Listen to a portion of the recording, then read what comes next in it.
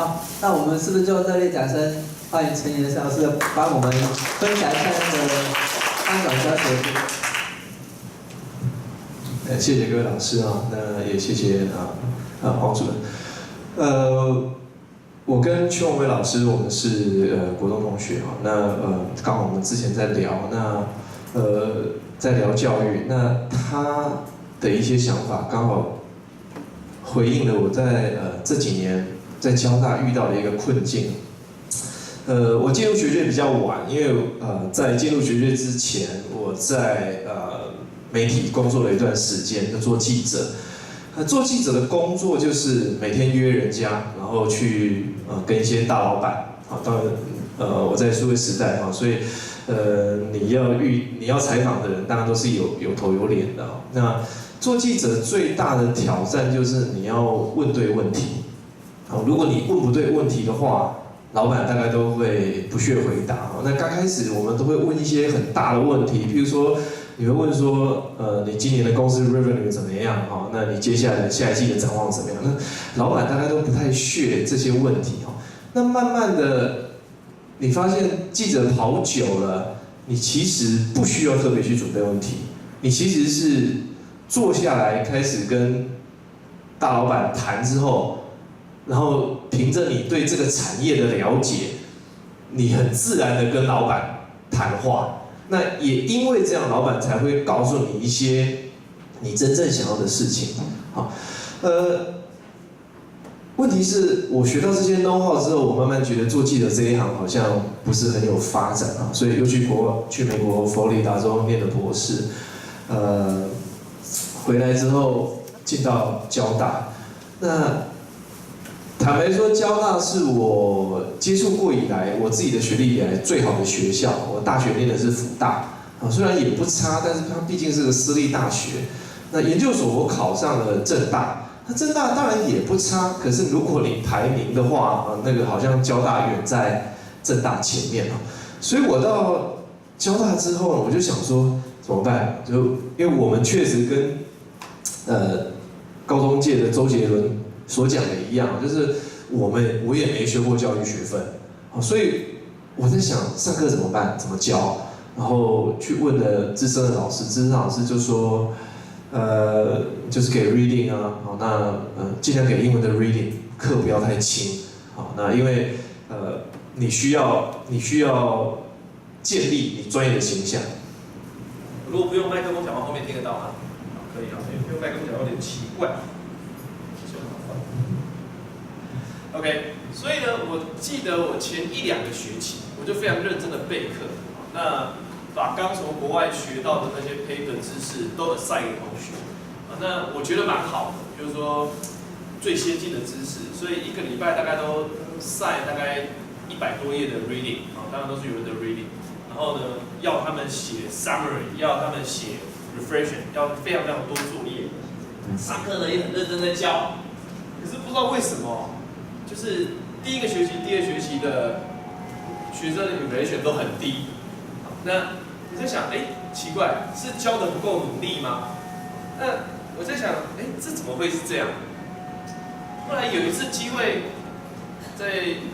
课堂上那一门课都已经快结束了，那有学员就觉得说，老师你讲的东西其实我们不太能理解，不太懂，那。我就觉得很奇怪啊，就是我们印象中，国立大学、交通大学应该是已经招进全国最好的学生了，那你怎么会听不懂？而且我还备课那么努力。后来我开始调整方式，就是我开始回想到我在当记者的时候，好像真正能引起老板兴趣的，不是我准备好一大堆问题去问他，而是那种你现场跟他互动，然后甚至是。我记得我在跑线的时候，我跟一个台研的老董聊得非常的开心，他甚至把他很多这个他们那时候要转型做生技台研生技很多聊起来。那你知道什么样打动了我们这个心房吗？说起来蛮丢脸的，就是我发现他的腿会这样一直，我这老董就是他腿会一直这样，好像在抓痒。那我就说，那个好像天气比较干燥，会皮肤会痒。我说我也是这样，其实我没有那样。然坐起来说，你也有这个问题哦，我这个胯下很容易会痒啊，怎样怎样，就让他湿疹，就开始聊起来。那他就觉得，你真的注意到他的状况，然后他开始聊说，你年轻人呢，你怎么会跑这条线？开始聊起来。那我就发现，那种来自于现场的那种互动，其实有时候是人跟人，你真的能够打动他。那刚才其实坦白说，我觉得在听叶秉成老师讲的时候，我都在想，就是因为听张老师讲，张老师他的教育现场其实是高中，那我觉得高中生的教育其实跟我们在大学，我觉得其实是有一些不一样啊，就是说我觉得是不一样啊，但是因为没有机会跟他聊，但是我觉得更难的事情是，我们现在所处的环境其实它是一个非常眼球竞争的时代，眼球竞争的时代，尤其大学的课堂，我觉得相当的自由，你很难要求学生一直看你。那看你其实是一个很重要的事情。如果因为我后来学是政治心理学，就是所谓的眼动或是eye tracking 这种侦测，其实它侦测的不是你的眼球，而它侦测的是 attention。所以眼球经济背后讲的其实是我如何在这么多会抓取你认知资源的情况下，你注意到我要给你的讯息。那如果不要讲认知心理学或是神经，其实最简单的，它不就是你希望你在讲课的时候，或者说不要讲了，在你进行社会互动的时候，你希望抓住每一个眼球。就比如说我们现在讲，当你眼球对到的时候，我知道你正在接触我的讯息；当你眼睛转下去看手机的时候，我知道我已经失去你的 attention。所以一旦我失去 attention 的时候，即使我的声音继续在，可是那个声音会变成一种背景，或者是各位不是这种 entropy 吗？就是它没有用，即使你的声音在，可是它进不去。好啦，所以我觉得大学的环境，甚至我现在在研究所，主要是面对研究生，跟高中生那种他不能够离开这个教室太远，或是说他其实还没有自主，我觉得那个情况下不一样。我觉得各位老师跟我们现在所处的这个是眼球竞争更激烈的环境。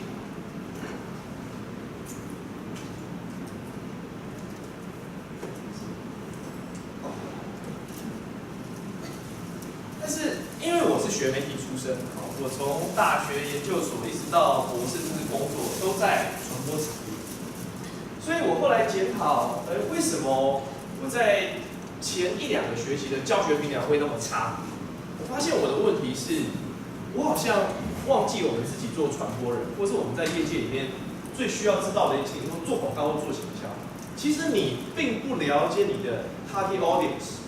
你的 TA 是什么？那我就想说，我真的不了解，因为我也没读过交通大学。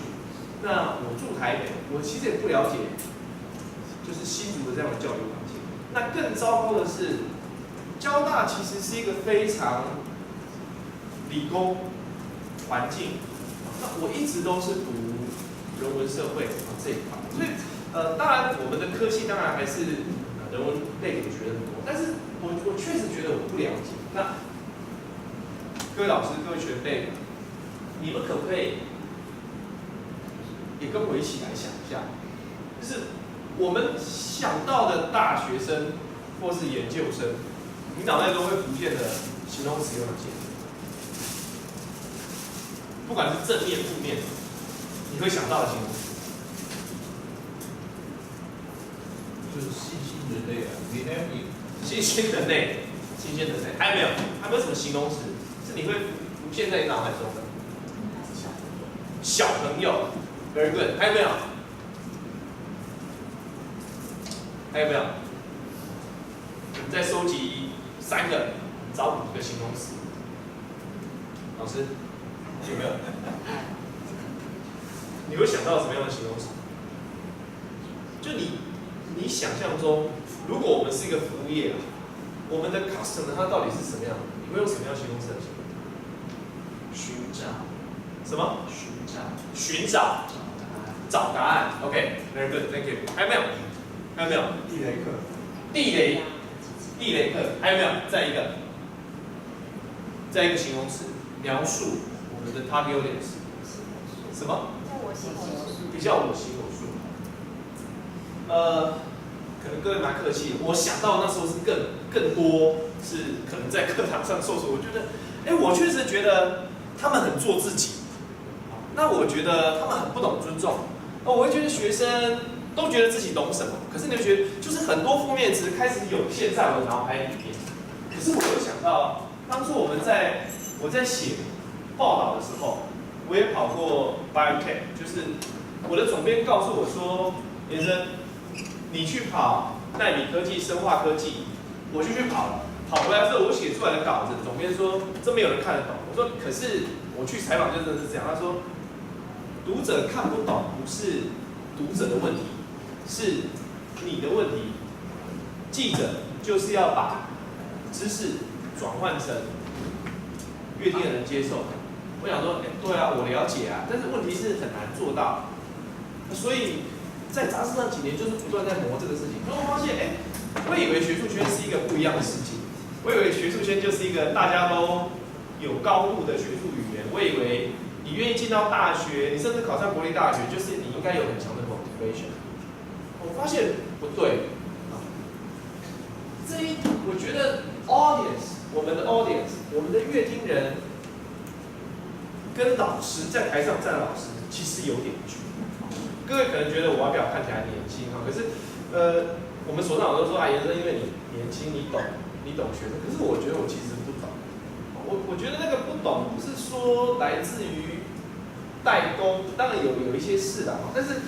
有一些是来自于身份立场的转换就是我在念书的时候，我也不是很用功的学生，可是当你变成老师的时候，你觉得你就是要变成一个用功的学生，是不是换了位置就？换的脑袋我不知道，但是那个情境会让我开始思考说，原来我不太知道 audience 是什么。然后第3学期、第4学期开始，那我就试着，我那时候没有听到那个张老师演讲，也不知道叶秉成老师虽然他们那时候已经很好，可是没有因为好像大学进去就是年底就是要申请国科会就是那些事情很重要，没有人跟你讲教学很重要。可是在交大是，如果你太差，你也会被约谈。我没到那个程度，可是我就发现这样不行。所以第3个学、第4个学开始，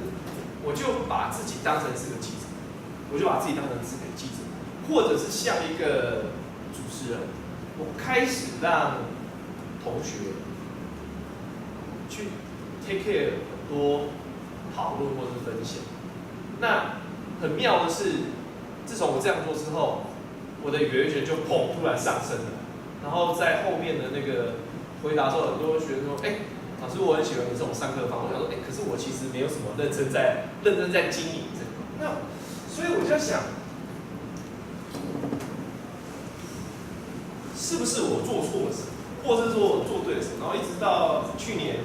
就是被我们院里面选出来去竞争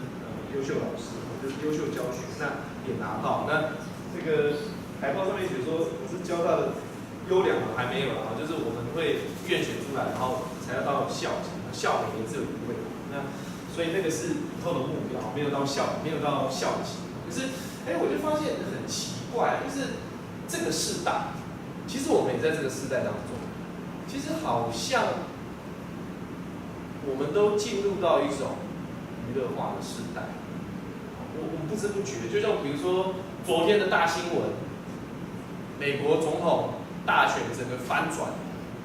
那很多评论在讨论说，川普的现象是什么？就我们研究媒体，尤其我自己是做 entertainment， 我们发现这件事情是，其实川普他所扮演的是，他代表了。广大的一群人，当然你可以说这一群人是白人，然后没有 college education， 但是他毕竟是这个国家美国的一个主体，所以当川普可以用他夸张的语言，或是角度去呈现出这一群人。我们姑且不论这一群人真正的想法是什么。我也不是说川普讲歧视女性的话是对的，我也没有说川普去说他要建立墨西哥的那个墙是对的。但是你有没有发现，当所有我自己的教统计，我回去下学期一直在开统计的时候，我都觉得我不知道该怎么面对我的学生就是说所有的出口民调，出口民调调查没有错，所有的前面的预测都预测希拉里会当选，可是结果是川普当选，那怎么了？发生了什么样的事情？那可能有一个事情是，当这个时代所有人都想要一种被愉悦，所有人都想要一个比较轻松的架构去生活或是被看待的时候，那个我们有没有满足那个？我觉得那个基本的需求有没有满足？所以。即便像川普这样，他可能在我们在道德上面不是完全认可，可是他某种程度是让你觉得你被表达或是被人骗的时候，也许你可以得到认可。那回到我们讲的课堂上，如果你的学生，我就是在座有些同学，就是如果你的同学他来课堂上面是没有 motivation， 或者是他的学习是像日文里面讲的学习，日文讲的学习是 “benkyou shimasu”， 那汉字就是勉强。如果同学坐进来那个教室是带有勉强的，坦白说，你再怎么样给他的讯息，我觉得其实都蛮困难的。那所以，他跟 audience 要的是什么？他们可能要的是一个愉悦。那 entertainment 的定义，在我们的定义里面，它其实是一种正向的情绪。那从这个角度来讲，好像 entertainment 的世代，他们随时随地都想要被 entertain， 所以只要你有空，你就会拿起手机，不管是看 FB 或是 Line， 或是在看各种想要被 entertain。那这个事情好像跟我们的工作有所抵触呢，因为我们又不是小丑，我在课堂上我怎么可以 entertain 你呢？知识是要严肃的去对待，那怎么办？所以我们好像不能怪学生呢，因为他上课无聊，他坐在台下，这本来就是天经地义。就像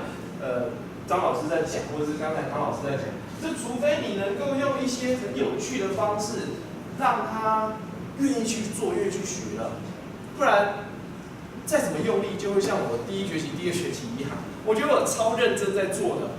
我为了备课，我做那么多努力，可是我觉得学生都不欣赏我没找到吃力。那这个理论，我想很多老师大概也都听过了哈。这其实是 graphic， 就是游戏化理论。那因为我有一块研究兴趣是跟video game 有关。那游戏化理论，这是一个也有人戏称这个叫做八角化分析的。那他提出来几个要素，是蛮重要的事情是，他提到了 meaning， 他提到了如果要把激起使用者，让他愿意像参与游戏似的，是带有非常正向的动机或是动力去做的时候，要有 meaning。就是你要给他一种使命感，你要给他一个目的性，然后他写这个理论告诉我们，你要给他 empowerment， 你要赋权，你要让他觉得有些事情是他掌控的。在游戏里面很糟的游戏是，你要他跳，可是他跳不起来，连他做这都做不起来，你就觉得这个游戏怎么那么烂？因为他在 empowerment 上面有问题。然后他提到要有 social influence。所以我们现在可以看到很多在 Line 上面的游戏，它可以做得非常好。没有，因为它的 social influence 在 social media 上面可以做得很好。然后他提到了要有就是不确定性，就是事情你要让你的使用和阅听人有一些 unpredictable， 就是因为如果所有的事情都是照他预期发展的，在认知心理学里面，我们很快就会进入一种疲惫或是你不会把 attention 在上面，因为你会发现人类是天生的 cognition miser， 我们是天生的认知资源的吝啬者。所以当你发现你不需要再投入认知资源的时候，你慢慢就会把认知资源转走了。所以如果每件事情都 predictable 的时候，走路没有人会认真走路，除非你去法鼓山，你去修行，然后他又会教你说你要注意每一步脚，你才发现说哦，原来走路也需要放认知资源 cognition 下去啊，所以你要一个不可预测性，这也是很重要。然后要有稀有性，要有稀有性。因为只有稀有性的情况下，你才会有欲望要去争取。那你要有游泳权，要有让他们有一些成就一些满足。那这个比较吊诡，我们晚一点来谈。那我开始发现，在课堂上面的动力或是精神，我必须说，因为我真的不是学教育的，所以我也不知道，其实是不是有更好的教育理论来谈这个事情。可是我发现，当我们在讨论游戏化这个事情的时候，我觉得跟好像教室的操作，我觉得我自己有一些想法，所以也是跟各位老师分享。当然，我自己意识到几个问题，就是首先 Gapography 游戏化这个事情，它是不是可以用在所有的课堂上？其实我不知道，说不定它只适合比较中小型的课堂上的教学，有可能。那领域适不适合？比如说，在我们人文社会领域里面，也许用起来适切，可是我不知道在电机、在商学院或是在更多 hard science 的领域，它是不是？还有一个是，我们常常会有第三人效果，就是 third person effect。third person effect 在传播理论讲的意思是说，我觉得对别人有用，对我没有用。就比如说，当张老师他在台上讲他的学士达的时候，我们心里面或多少都会有一个抗拒感，因为人接触新事的时候本来就会有抗拒感，因为那跟我们原本的 schema 不一样，所以我们本来就会有抗拒感。那抗拒感很快你就会解释说，你讲那套我懂，可是在我的课堂上不适用，因为你的学生不是我的学生，你教的东西不是我教的东西，这很自然。所以我其实没有一套什么学识达来推销给各位，我有的只是我自己从娱乐媒介跟很浅薄的课堂来跟各位前辈、各位老师就是分享。那所以会有一些研究限制的啊。那我的题目叫做7个秘技。那其实这7个秘技是从刚才那个八角化理论延伸出来，不是我这个延伸的就是 extension 出去那第一个秘技，其实我们应该要做的，如果从游戏化理论来讲的话，其实第一件事情应该是走下讲台，就是从社会符号学里面，讲台它其实就是一种权力的展示。那互动却刚好相反，互动反而是我希望跟你一样高度的互动。可是如果当一个教室，我们作为老师的，永远是站在一个讲台上面的高位，那个其实整个课堂上不可能进入像 Gapography 游戏化那样。Gapography 它代表的是学习 learning 跟 entertainment， 就是乐趣化学习的概念。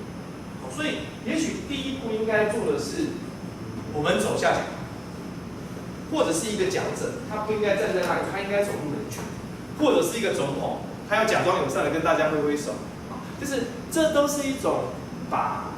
在一个形式上面，我们把权力交还给乐听人的一种方式。那所以我想，在各个领域的学问里面，我们都可以想一些办法，让学生站上舞台，站上讲台，站上那个他可以有主导权的事情。我在研究所的课大部分是3小时，那我现在我自己的课规划，我都会留至少1个小时，就40分钟，是让同学去站上舞台的。那而且当然我不像那个张老师，他已经实验那么多年了，可是我发现其实学生喜欢这样，他喜欢这样。那某种程度他不喜欢，就是越用功的同学越讨厌这样，越用功的同学他越觉得老师你应该多讲课。可是我反倒觉得这件事情是很可怕的，就是说，可能是我所处的领域，我们是传播行销这一块，所以我反而很怕 teacher's pet， 我们很怕唯老师是从的人，我们很怕老师讲什么你都对，我很怕教出这样的学生，因为我知道你进入职场之后，这些事情都没有标准答案，那我也不知道你觉得我讲的都是对的，那现在该怎么办？所以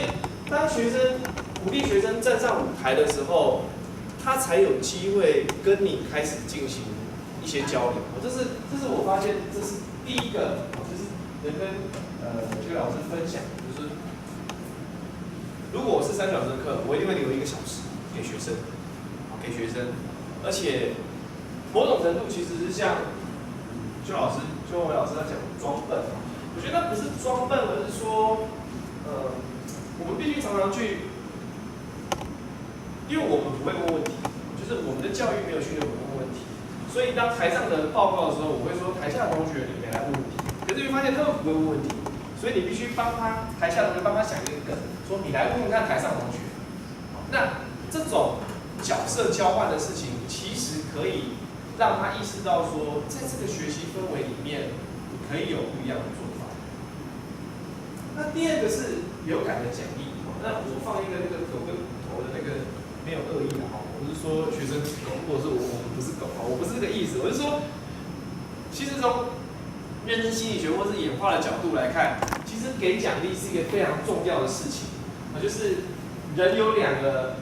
会影响到你行为的方式啊，一个就是趋避啊，就是趋是我做这件事情对你有好处的时候，你就会去做。B 就是当你做这件事情的时候，对你会产生处罚的时候，你就不会去做。那如果人是一种动物的话，那训练动物的方式也跟训练人的方式不会差太远。就是我们家的小孩一个7岁，一个中班，那你就发现，人类的幼儿跟幼兽其实很像，就是蛮像的。但是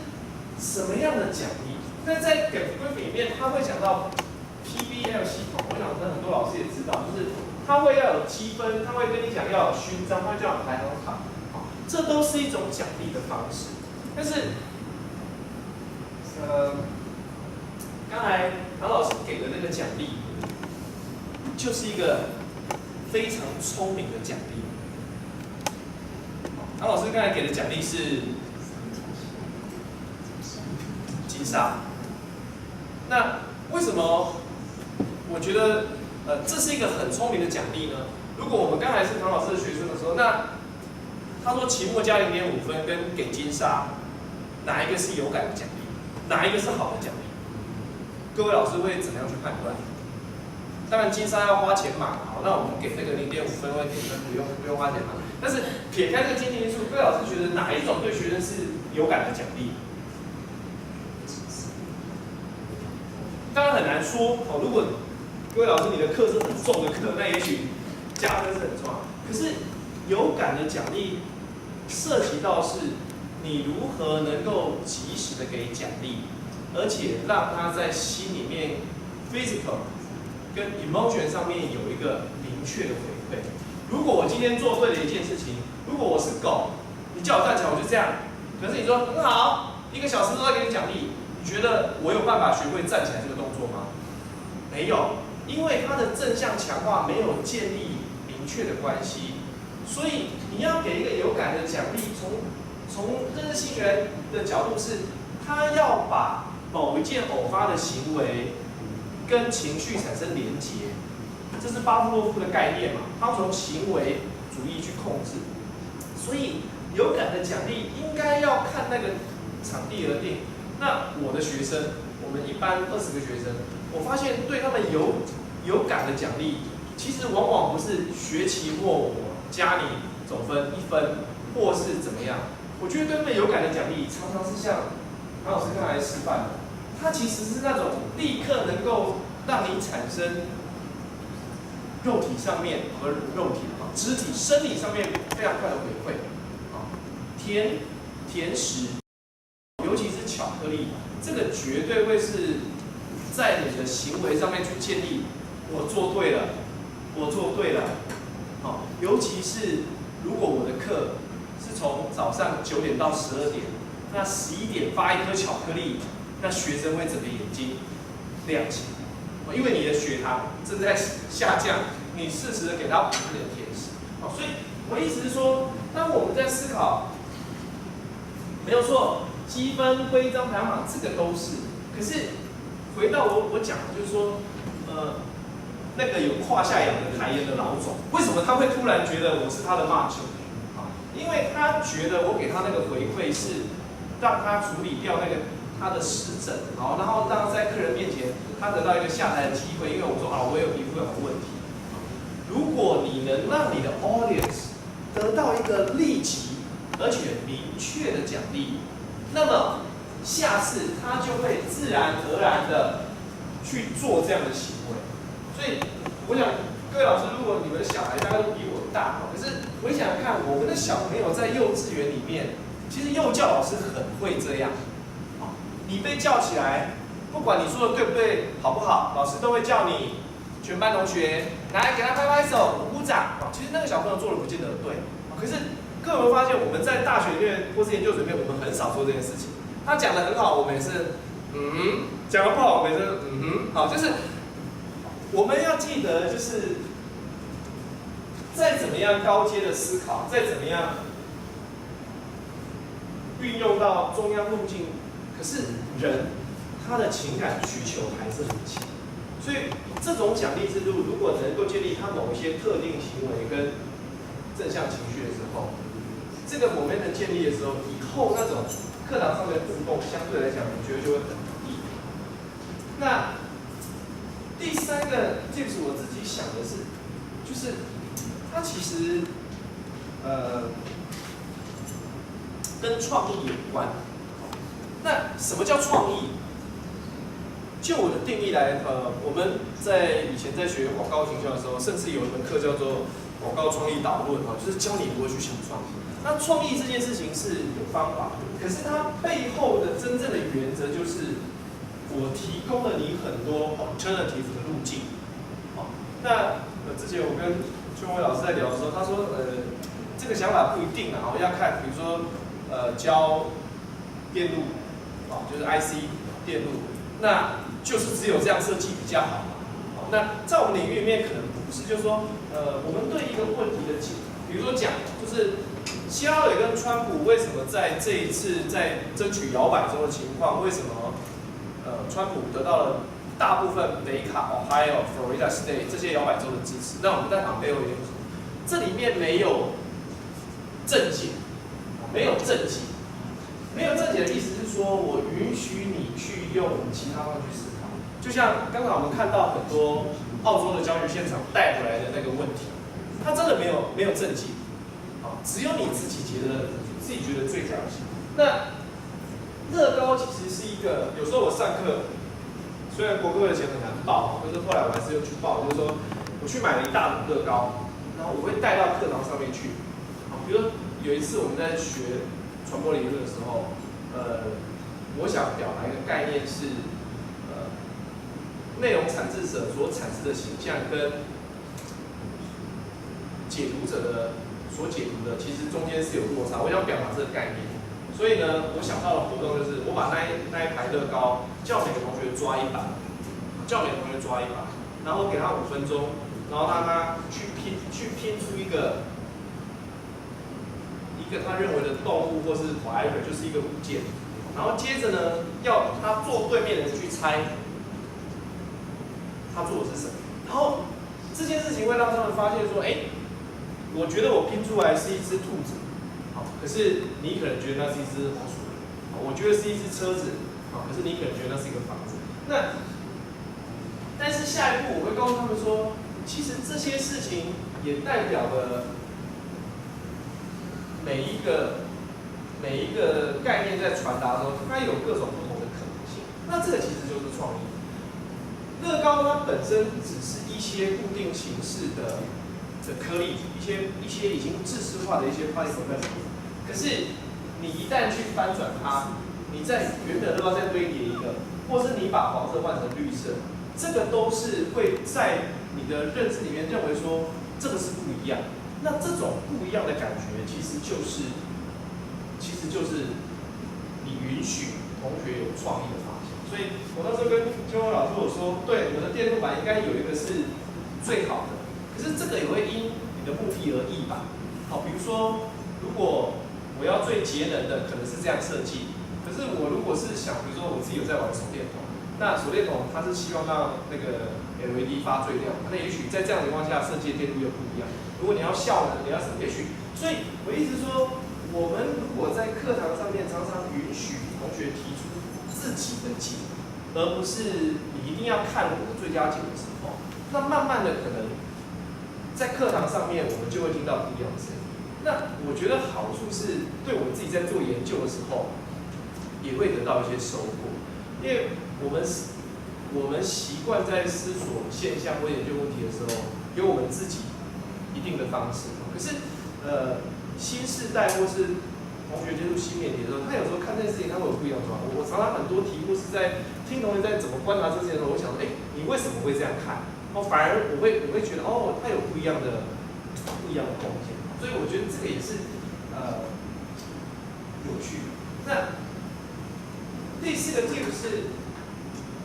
我们一直说你需要让同学有 motivation， 可是现在我们遇到的状况是，不管是大学生或研究生，他常常会进入这种老生入定的状态，就是他们修养很好，也许那个刚才的张老师说，因为我们从小是在训练能耐，确实人的注意力只有10几20分钟，甚至更短。如果根据网络调查的时候，现在这个时代的忍受力很低啦，所以你只要在网络环境里面，只要3分钟没有梗，他就跳了。那你说在课堂上他能够忍受你多久？那肢体观察其实很重要。如果你发现有一个学生开始已经在抖脚了，或是你发现他整个肢体是采于防备姿态的时候，就知道你已经完全失去他了。那另外一种情况是，他已经进入到修行的状态了，就是他已经进入那种禅定状态。我们刚才讲的那些事情，对他来讲，他已经完全封闭了，他的耳朵还在，可是他切断了所有对外界的资源，他不见得是睡觉，那怎么办？这时候又回到我讲的那个记者经验里面，就是如果你的学生他禅定甚深，不动如山的时候，其实你应该训练如火，所以什么叫训练如火？就是其实第4个 tip 是对，最后我会把那个刚才的8角形对应出来。其实训练如火的背后真的含义是，我希望你捍卫你的主权。所以当我在带讨论的时候，比如说我今天问一个问题，我说各位你觉得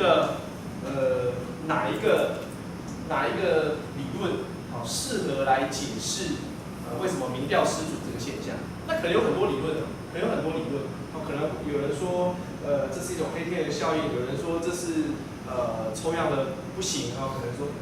然后这时候你要用一种能够引起他认知事情的方式。认知事情的方式意思是说，我要逼使你去认清楚，就是我故意制造一个情形，当你告诉我说，我觉得民调不准是一种抽样不一样的状况，那我就问你说，所以你意思是说，在过去的民调全部都没有这个问题，就只有是希拉里跟川普遇到这个问题，你是这个意思吗？当你这样逼迫他的时候，他开始进行有认知事情，他会发现说，不对，我并不想表达这个意思，这跟我熟悉的思考方式不一样。你用这个方式去逼迫他，防卫他自己，所以他才有办法讲出他真正的想法。不然的话，我们在课堂上你怎么去讲，你会发现大部分的同学他不太愿意去表达他真正的意见，有可能是他没有进入到深层的思辨。所以当你去戳破他的安全圈，甚至常常用一种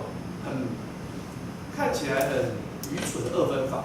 你逼他说你觉得是白或是黑，那大部分同学都觉得我觉得这个事情非白也非黑，你说不行，你一定要告诉我你是选白或选黑。那这样的压迫他的方式，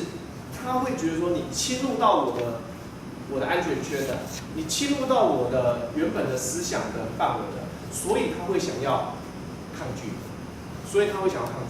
但是如果你没有做这个动作的时候，我们就会发现你一直在上课一直讲，然后台下会进入一种非常甜蜜和谐的状态，就是没有人有办法唤起。那这个是我觉得这个就蛮看现场的状况。那有一个事情是我不知道有多少老师对之前有一些畅销书，就是 FBI 教我的那个什么内心书啊，那一系列的书，其实我觉得很有趣。它是在讲行为科学跟认知科学的科普书。那些观察学生，因为学生不会告诉你他真正的想法，可是他的行为会透露，所以就像我们都抓过作弊，我们走进去看，当有人一直在看着你的时候，你就知道他心里有鬼，对不对？那在课堂上，我自己，因为我们有这样的背景，我常常会用这个方式去观察每个学生的行为。比如说我会看到他开始进入到防守的位置的时候，比如说他护着他的胸口的时候，那我就知道我开始撩拨起他的反抗意识，或者是你看他整个 lay back， 他整个放松了，你就知道说他现在情绪是正向，可是你必须注意，因为他的 arousal 可能开始在降低，你必须这时候让他进来，甚至有时候在课堂上你可能会制造一些噪音，那因为这些噪音可能会突然引起他的 arousal， 那有点像是我不断的在课堂上必须跟你其他的认知资源在竞争，或者是其他的讯息在竞争。那这个事情我觉得蛮不容易做的，可是又必须做，因为只有这样子做，才保持你课堂上面的那种清醒，或是同学的互动，接下来才有办法进入深一层的思辨。我觉得为什么要做这件事情呢？是说，我们都是希望在课堂上面的经验是一个正向的经验，可是前面讲过，就是学习本身并不是一件太快乐的事情，所以如果我可以用这些行为或是认知心理的技巧，让你不自己觉得很痛苦，可是你在这里面又能够同时学到的知识，那这整个过程你回忆起来，这堂课下课你就觉得说，这堂课我有学到东西，我没睡着，我也没在打赖，可是我会有这样连结。那下一次他在上这门课的时候，他就会开始产生更多的参与感。那如果没有呢，就是我们会发现你慢慢的失去你的一些学生，不管从座位上。那social comparison 就是社会竞争，其实也是一个在 entertainment 里面非常重要的事情，就是乐听人其实很容易想要跟别人竞争。那在课堂上，这种去激起这种竞争意识的，有点像是刚才第4个 tips 的一个延续，就是说，我们要让我们的课堂上有适合的分组对抗情况下，分组对抗。那什么样叫合适的小团体呢？如果说一个团体，它是一个没有办法激起小组内对话的时候，那这样的团体其实对这种分组对抗其实没有太大的意义。好的分组单位应该是你可以让这些人有一种group identity， 他觉得我是隶属这个小组，可是我又觉得我有差异性，所以我知道这一组里面有同学他是擅长于什么，有同学擅长 present， 有同学擅长写，有同学擅长什么。那很像在打 game 里面，你会有补血的，你会有负责攻击的，你会有负责防卫的，你会负责就是那每一个这种角色扮演的，会让原本的课堂上是一个同质化的，它开始分裂成小物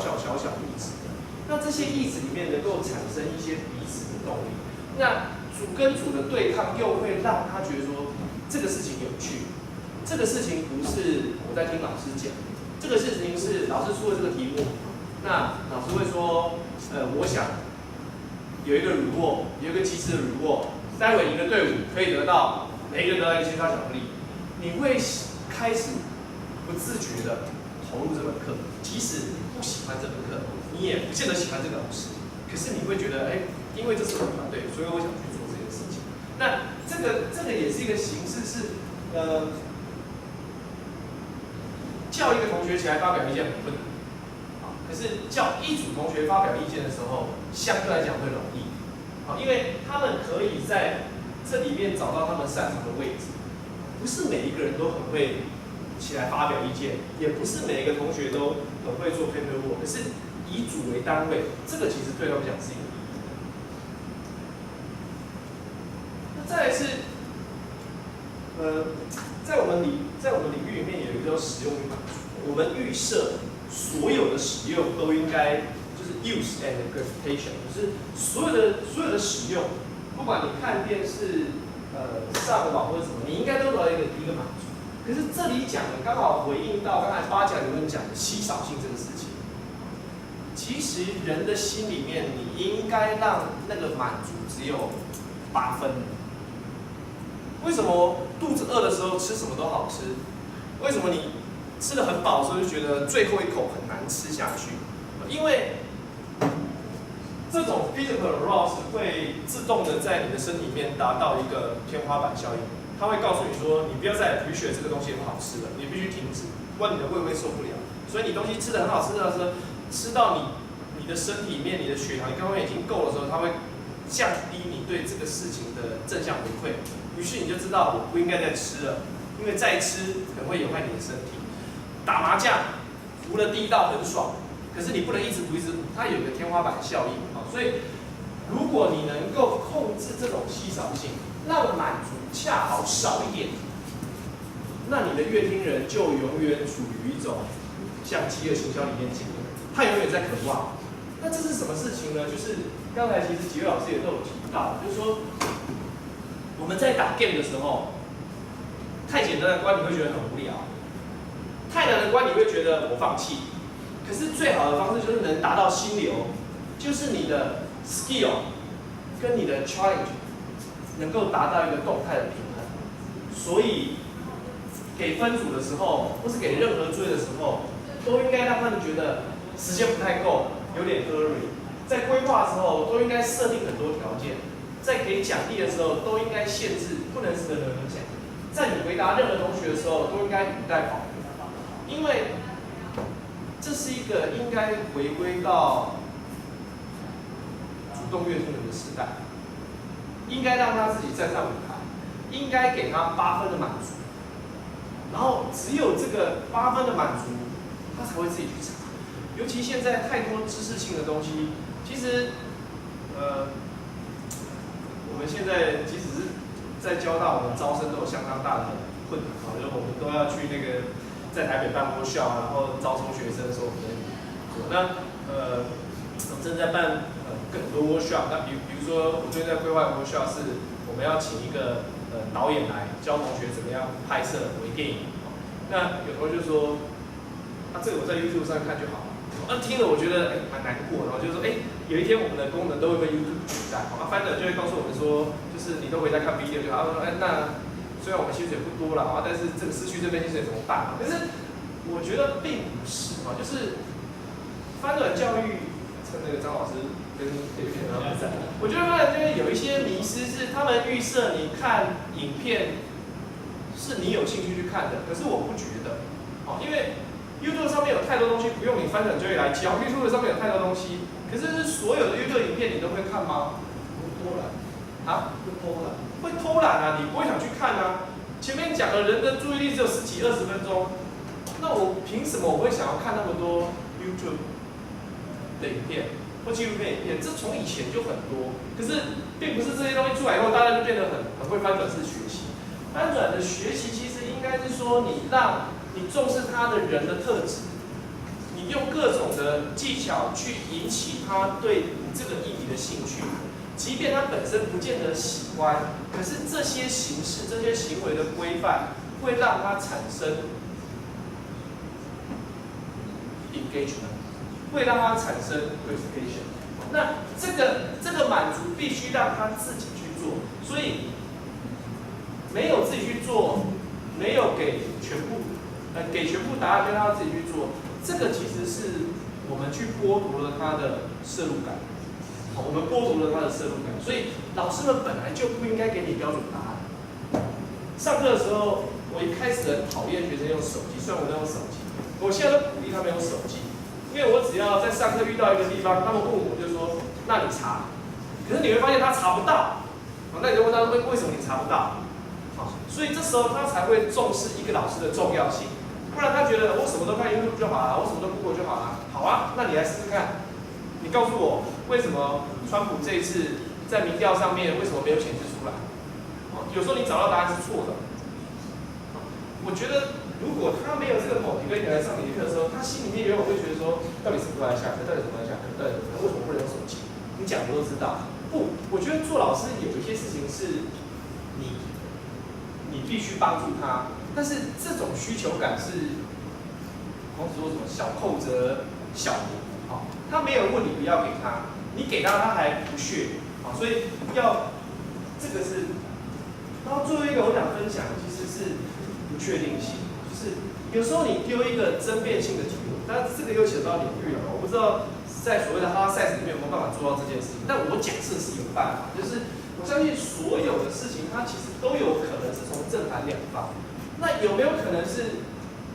让同学觉得你这一堂课的很多知识其实是跟真实生活可以连接的，它其实是与时俱进的。有没有可能是一些更愚蠢的，我们都不去做的，但是我试过很好用，就是当你发现3个小时的课，你发现你的同学已经进入到你一流的状态的时候，你就叫他们起来换个位置，你就让他们起来煮，你就让他变换灯光，这些事情看起来很愚蠢，可是其实灯光对位置甚至气味，其实都会影响到乐听人他的感知，你都会重新开启他的认知的 sense。那这个事情讲起来，就是让他一直保持着对这个 content 的 motivation。好，所以我试过效果不好的是最后一个，就是我会选每个学期会选一次，带他去我们学校租旁边的草地。那同学刚开始会觉得哇好兴奋哈，可是我觉得效果不好，是因为那个竹屋旁边就是要么就很冷，要么就很热，但是就是这种物理环境的改变，这个也是很重要。好了，如果归结起来讲，这个8角理论我所对应的这几个 tips， 走下讲台其实对应的是 meaning， 其实是让你的 audience 它产生一种使命感。你是老师不是我。你要负责带同学读这一篇不是我，在这个游戏里面是你要主宰，不是我，所以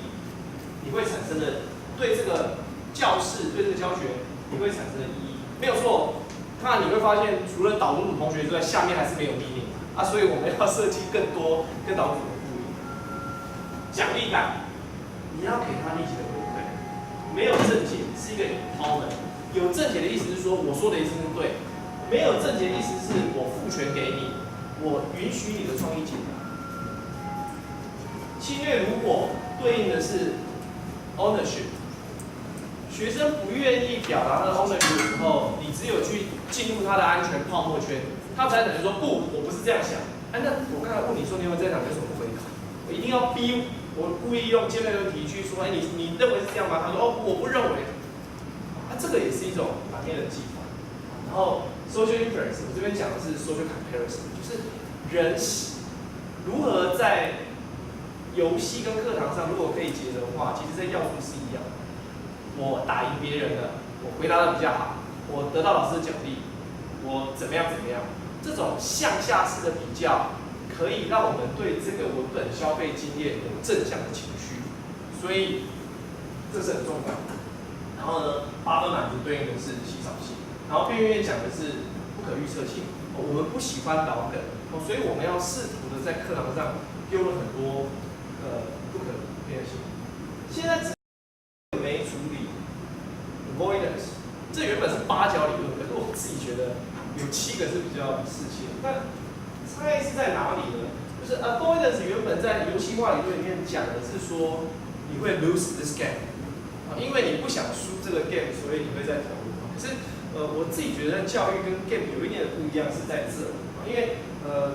环境我们开始学到 positive psychology， 就是正向思考。所有的这些技法有点像是我们跟同学在玩心理游戏，可是我觉得教育跟 game 不一样。game 打完的时候，你如果打输了，你会觉得什么东西嘛，你会很不爽。尽管这也是一个引起同学的 angry 或是嫉妒，这也是一个很强的驱力。可是我觉得在于教育现场不宜太用这种负向情绪去做，所以应该回到 entertainment 里面，我们要有 happy ending。为什么人愿意看恐怖片？为什么你明知道那恐怖片你心里不舒服，可是对多数一定来讲，恐怖片还是一个带有娱乐性的文本？因为绝大部分恐怖电影里面都会有一个 happy ending。当那个结局是好的，即使你在中间历经了负面的挫折、害怕，可是你会错误归因，把最后的这些 physical loss 归因成说，是个好结局。在课堂上也一样，也许同学历经了你在课堂上逼迫他，历经了组跟组的对抗，历经了各种，你用各种方法去撩拨他的认知资源，保持他的情绪。可是，在最后的课堂上，或者在竞争的最后，我觉得我们应该还是用鼓励的方式，去拍明他，每一个同学都做得很好。也许有对，有分数高，分数低，但是分数低的不代表你的想法是错或是怎么样。就是我觉得一个 happy ending 是在教育里面一个非常重要的。那这个是我自己的一些想法。那所以 avoidance 虽然是8角里面其中的一块，可是我这边只提出了7个我觉得对用的 tips。那谢谢各位老师的分享跟聆听，谢谢。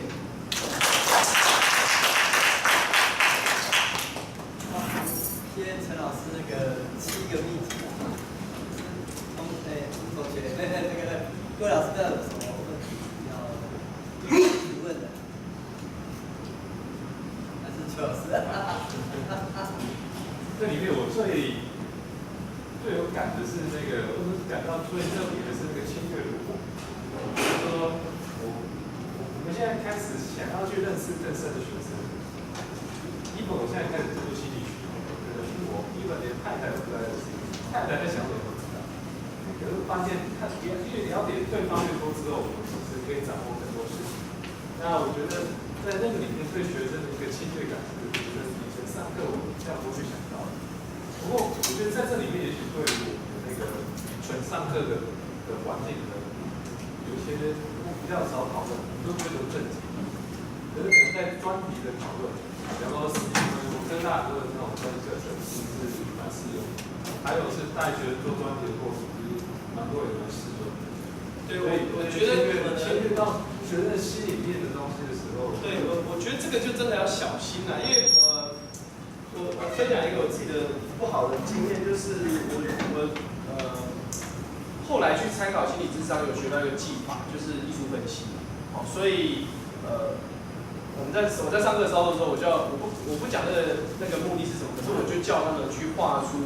一个树、一个房子、一个人。然后可是其实我从他画的那个图形，我可以解析到他内心的状况，但是学生不知道。可是我第一次操作的时候，即便是研究生，因为我操作的太深入了，我就直接戳破一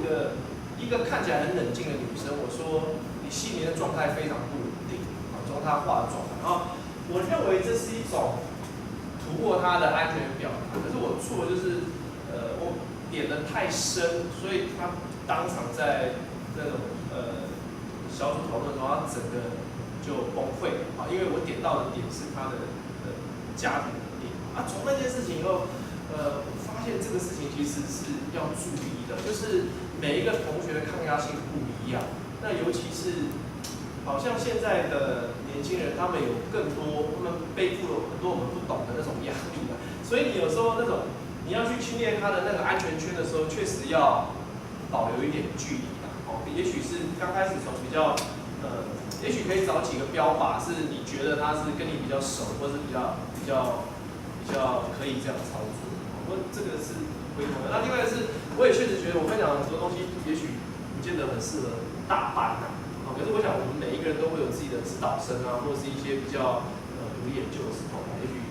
从认知系学切入的这个角度，也许就有一点参考价值。好，谢谢。那因为时间关系哈，我们是不是今天那个创新教学论坛就到这边圆满结束了？好，那谢谢各位老师的参与。那这个要记得带走。好，那就谢谢大家。